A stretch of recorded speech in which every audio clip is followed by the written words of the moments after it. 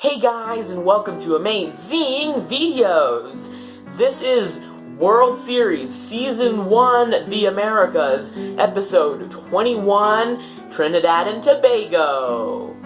But before that, I would like you to hit that subscribe button and the bell icon right next to it, so that you would get notifications whenever some new video comes out from Amazing Videos. Now, let's get started on TNT, and by that I mean Trinidad and Tobago.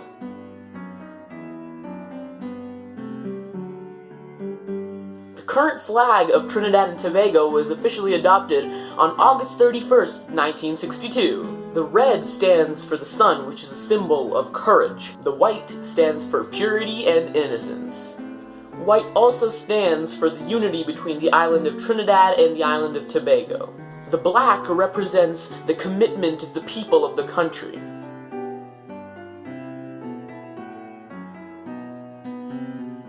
The area of Trinidad and Tobago is 1,981 square miles combined of both islands, Trinidad and Tobago.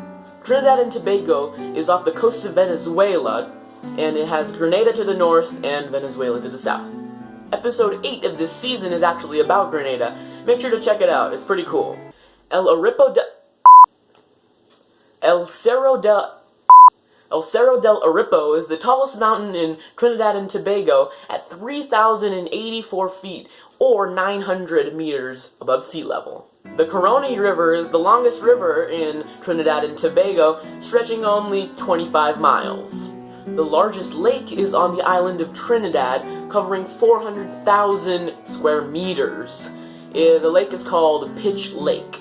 The Main Ridge Forest Reserve is the largest chunk of forested land on the island of Tobago. It's actually one of the oldest preserved forested lands in the entire world.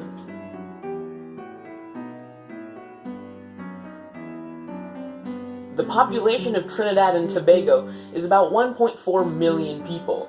The official language is English. You'll find out soon in the brief history section. The currency is the Trinidad and Tobago dollar, also known as the TTD.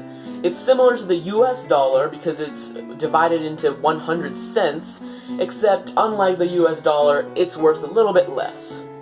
Trinidad and Tobago have a lot of religions, but the top two most prominent religions are Christianity and Hinduism.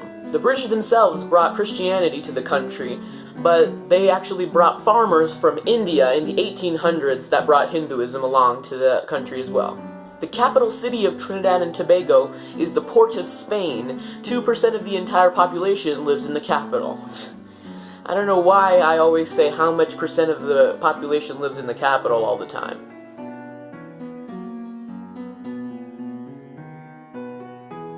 Every single time. How is this even possible? Like, does this guy not have any other job than being the first European in a lot of countries?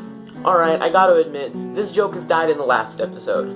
Anyways, Christopher Columbus was the first European to arrive in Trinidad in 1498.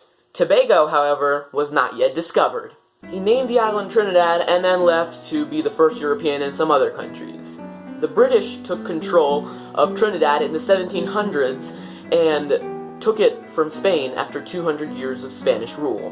In the 1700s, the British, the French, and the Dutch were arguing about who should have Tobago, until Britain forcefully took Tobago in 1803 after 100 years of arguments over the possession of Tobago.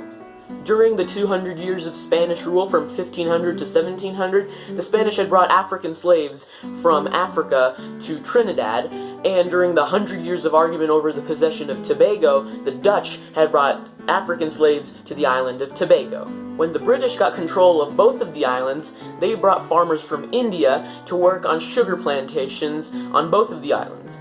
This is why every single citizen in Trinidad and Tobago is either from Indian or African descent.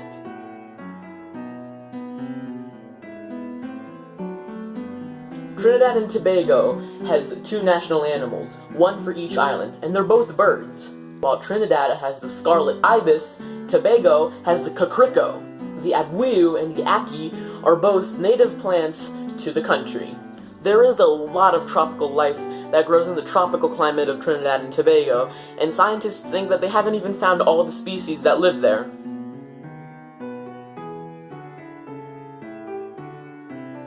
Trinidad and Tobago's economy is based on how fertile the land is, and the land is very fertile. They majorly export cotton, citrus fruits, cocoa beans, steel, and sugar.